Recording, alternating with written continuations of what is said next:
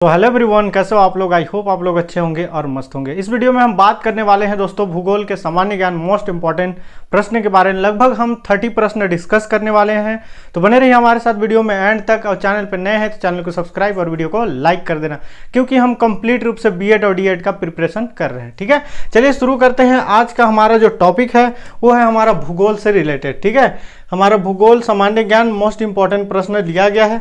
Totally प्रश्न लगभग हम 30 डिस्कस करेंगे दोस्तों, जिसमें से 2 से 3 प्रश्न आप लोग बनाने वाले हो। ठीक है, बहुत अच्छा रिस्पॉन्स करते हो, बहुत अच्छा राइट आंसर आप बताते हो, तो मुझे भी अच्छा लगता है पढ़ाने में। ठीक है, पहला प्रश्न देखिए, भूगोल का जनक किसे कहा जाता है। ठीक है, यहाँ पे देखिए किसे कहा जाता है, हेरोडोटस, हिप्पार्कस या फिर यहाँ पे हिकैटियस। किसे कहा जाता है भूगोल का जनक। ठीक है, किसे कहा जाता है दोस्तों, तो हिकैटियस को कहा जाता है, याद रखिएगा। ठीक है, क्योंकि हम यदि भूगोल पढ़ रहे हैं, भूगोल का जनक के बारे में ही नहीं पता रहेगा तो क्या मतलब है। क्लियर है, आगे बढ़ते हैं। देखिए भूगोल के लिए जियोग्राफी जो है, जियोग्राफिका शब्द का प्रयोग सर्वप्रथम किसने किया। ठीक है, आपको पता है कि भूगोल को इंग्लिश में हम जियोग्राफी कहते हैं। ठीक है, उसी चीज को बोला गया है कि किसने जो है इस शब्द का प्रयोग सर्वप्रथम किया। ठीक है, किसने किया दोस्तों, तो देखिए हेरोडोटस या फिर हिकैटियस या फिर हिप्पार्कस या फिर इरेटोस्थीनिस। बताइए किसने किया दोस्तों, तो इरेटोस्थीनिस ने किया जियोग्राफिका का सर्वप्रथम प्रयोग। ठीक है, याद रखिएगा, ये भी पूछता है। मानव भूगोल का पिता निम्नलिखित में से किसको कहा जाता है। बताइए किसको कहा जाता है, तो कार्ल रिटन को कहा जाता है। ठीक है, ऑप्शन पहला हमारा करेक्ट हो जाएगा। देखिए आगे बढ़ते हैं दोस्तों, भूगोल को मानव परिस्थितिकी के रूप में परिभाषित करने वाला विद्वान कौन है। ठीक है, बताइए दोस्तों भूगोल के जो है मानव परिस्थिति को परिभाषित करने वाला विद्वान कौन है। यहाँ पे हेटनर, जीन ब्रून्स या फिर एच.एन. बैरोज या फिर इरेटोस्थीनिस, कौन है बताइए, क्या हो जाएगा, तो एच.एन. बैरोज। जितने भी नाम बोला जा रहा है आपको यहाँ पे बताया जा रहा है भूगोल के बारे में। ठीक है, टोटली जो है सारा सारा इंपॉर्टेंट है और आने की पूर्ण रूप से संभावनाएं हैं। ठीक है, देखिए भू आकृति विज्ञान का जन्मदाता किसे माना जाता है। बताइए दोस्तों, पेसल को, डेविस को, पेंग को, इनमें से कोई नहीं। किसे माना जाता है भू आकृति विज्ञान का जन्मदाता, किसे माना जाता है, बताइए किसे माना जाता है, तो ऑप्शन पहला पेसल को माना जाता है। ठीक है, सारा का सारा नाम याद रखिएगा आप लोग। भूगोल पृथ्वी को केंद्र मानकर अध्ययन करने वाला विज्ञान है, ऐसा किसने कहा। वारेनियस, टेलर, कांट या इनमें से कोई नहीं।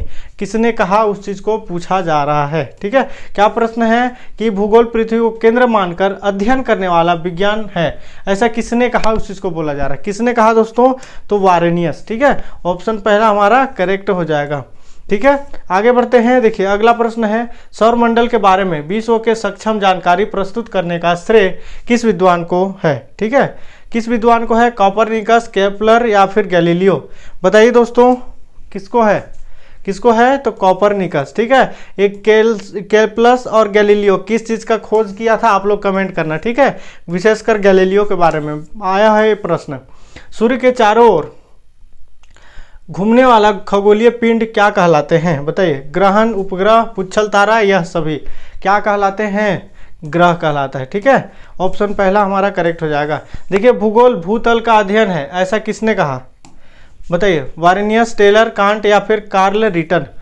किसने कहा दोस्तों, किसने कहा, तो कांट ने कहा। ठीक है, याद रखिएगा, जितने भी आपको एमसीक्यू कराया जा रहा है इसलिए कराया जा रहा है क्योंकि हम चाहे तो थ्योरी भी पढ़ा सकते हैं, लेकिन अभी जिस लेवल का बीएड और डीएड का आता है प्रश्न उसी लेवल का स्टडी कराया जा रहा है। ठीक है, सौरमंडल में कुल कितने ग्रह हैं, बताइए कितने ग्रह हैं, तो आपको पता है कितने ग्रह हैं, कमेंट करना है। ठीक है, 10 नंबर क्वेश्चन का आप लोग कमेंट करोगे, सौरमंडल का कुल कितने ग्रह हैं। मुझे उम्मीद है आप लोग सही सही आंसर कमेंट करोगे। देखिए किसी ग्रह के चारों ओर परिक्रमा करने वाले छोटे आकाशीय पिंड को क्या कहते हैं। पुच्छल तारा, ग्रह, उपग्रह या फिर यह सभी, क्या कहते हैं, क्या कहते हैं दोस्तों, उपग्रह। ठीक है, ऑप्शन हमारा सी करेक्ट हो जाएगा। आगे बढ़ते हैं। देखिए ग्रहों की गति का नियम प्रतिपादित किसने किया, किसने किया, केपलर ने, गैलीलियो ने, न्यूटन ने। किसने किया, किसने किया, तो केपलर ने किया। ऑप्शन पहला हमारा करेक्ट हो जाएगा। देखिए नॉर्वे में अर्ध रात्रि के समय सूर्य कब दिखाई देता है? ठीक है, 12 अगस्त, 21 जून, 21 जुलाई या 21 मार्च। क्या पूछा है? नॉर्वे में अर्धरात्रि के समय सूर्य कब दिखाई देता है? कब दिखाई देता है बताइए, कब दिखाई देता है? तो 21 जून को। ऑप्शन बी हमारा करेक्ट हो जाएगा। सौरमंडल की खोज किसने की? कॉपरनिकस, आर्यभट्ट, कार्ल रिटर्न या कैप्लर? किसने किया दोस्तों? किसने किया बताइए? तो किसने किया? ऑप्शन पहला, कॉपरनिकस ने किया। ठीक है, देखिए ये सब बहुत ही विकसित और फेमस साइंटिस्ट लोग हैं, इन लोगों के बारे में जान करना बहुत जरूरी है आप लोगों को। सौरमंडल का जन्मदाता किसे कहा जाता है? पृथ्वी को, सूर्य, शुक्र, शनि, सूर्य? बताइए किसे कहा जाता है? तो सूर्य। ठीक है, ऑप्शन पहला हमारा करेक्ट हो जाएगा। देखिए एक आने वाला प्रश्न है आगे, बहुत ही इंपॉर्टेंट है। एक ग्रह की अपने कक्ष में सूर्य से अधिकतम दूरी क्या कहा जाता है? क्या कहा जाता है दोस्तों बताइए, क्या कहा जाता है? तो अपसौर। ऑप्शन बी हमारा करेक्ट हो जाएगा। ठीक है, कंफ्यूज मत होइएगा उपसौर और अपसौर में, क्योंकि ये दोनों प्रश्न या दोनों ऑप्शन जो है थोड़ा कंफ्यूजन करता है। एक ग्रह की अपने कक्ष में सूर्य से न्यूनतम दूरी को क्या कहा जाता है? न्यूनतम दूरी को क्या कहा जाता है? बताए, उपसौर, अपोजी, अपसौर या पेरिजी? बताइए क्या कहा जाता है? तो उपसौर कहा जाता है। ऑप्शन पहला हमारा करेक्ट हो जाएगा।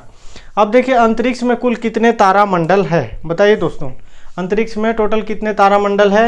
97, 81, 95, 89? कितने तारामंडल है बताइए? तो 89। याद रखिएगा ये डाटा बहुत ही इंपॉर्टेंट है। ठीक है, पार्थिव ग्रहों की संख्या कितनी है? 5847। कितनी है? कितनी है दोस्तों बताइए, कितनी है? तो 4 है। ठीक है, ऑप्शन सी हमारा करेक्ट हो जाएगा। देखिए ब्रह्म में विस्फोटी तारा कहलाती है, उल्का, अभिनव तारा, धूमकेतु, यह सभी? बताइए क्या हो जाएगा? क्या हो जाएगा? तो अभिनव तारा। ऑप्शन बी हमारा करेक्ट हो जाएगा। ठीक है, अब देखिए अगला प्रश्न है, निम्नलिखित में से कौन एक तारा है? बताइए, पृथ्वी, सूर्य, शुक्र या चंद्रमा? कौन एक तारा है? तो सूर्य। ठीक है, सूर्य एक तारा है। ठीक है, याद रखिएगा। सूर्य प्रकाश धरती तक पहुंचने की कितनी मिनट लेता है? बताइए, मोस्ट इंपॉर्टेंट प्रश्न है, इसी को मैं बोल रहा था। आगे एक प्रश्न आ रहा है बहुत ही इंपॉर्टेंट, आईएमपी है दोस्तों, इसको नोट कर लीजिए, आप लोग याद कर लीजिए, जो करना है कर लीजिए, लेकिन इसका आंसर आप लोग बताओगे कि सूर्य प्रकाश की धरती तक पहुंचने में कितना समय लगता है। और मुझे पता है कि आप लोगों को पता होगा। ठीक है, देखते हैं कितने लोगों का आंसर जो है राइट आंसर आता है। ठीक है, 22 नंबर का आंसर याद रखिएगा। सूर्य का प्रकाश जो है हमारे धरती तक आने में कितना समय लगता है? ठीक है, देखते हैं कितने लोगों का राइट आंसर आता है। सूर्य के सबसे दूर कौन सा ग्रह है? बताइए दोस्तों, 2 चीज याद रखिए, सबसे दूर और सबसे पास कौन सा जो है ग्रह है, उस चीज को जरूर पूछता है। बुध, प्लूटो, वरुण या बृहस्पति? क्या हो जाएगा? क्या हो जाएगा दोस्तों? वरुण। याद रहेगा आप लोगों को। कौन सा ग्रह सूर्य के सबसे निकट है? देखिए आ गया ना, सबसे निकट और सबसे दूर हमेशा आता है। बुध, प्लूटो, बृहस्पति या शुक्र? बताइए क्या हो जाएगा? तो बुध सबसे निकट है। याद रहेगा आप लोगों को। किस ग्रह में चंद्रमा की तरह जो है कलाएं होती है? मंगल, शनि, बुध या बृहस्पति? क्या होगा बताइए? तो बुध। ठीक है, ऑप्शन सी हमारा करेक्ट हो जाएगा। देखिए बुध सूर्य का एक चक्कर लगाने में कितना समय लगता है? ये सब प्रश्न आपको पहले से पता होना चाहिए, लेकिन उसके बावजूद भी देखिए ये सब बेसिक चीज़ है। ठीक है, क्या हो जाएगा दोस्तों बताइए, क्या होगा? तो 88 दिन लगता है। ठीक है, याद रखिएगा। अगला प्रश्न है, सौरमंडल का अत्यधिक तीव्र ग्रह कौन सा है? मंगल, शनि, शुक्र या बुध? सबसे तीव्र ग्रह पूछा जा रहा है, कौन है? कौन है दोस्तों? तो बुध। ठीक है, ऑप्शन डी हमारा करेक्ट हो जाएगा।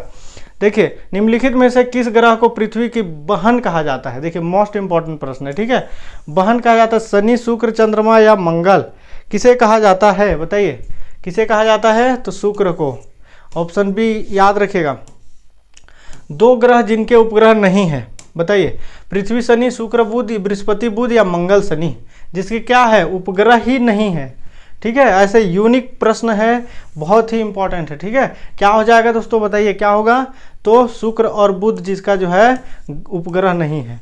किस ग्रह को शाम का तारा कहा जाता है? बताइए दोस्तों, पृथ्वी, शनि, शुक्र या चंद्रमा? किस ग्रह को शाम का तारा कहते हैं? तो शुक्र को। ठीक है, इस प्रकार हम भूगोल सामान्य ज्ञान का मोस्ट इंपॉर्टेंट प्रश्न देखें। उम्मीद है मुझे कि आप लोगों को समझ आया होगा। ठीक है, तो मिलते हैं इसी तरह का नेक्स्ट नॉलेजेबल वीडियो के साथ। अभी के लिए जय हिंद।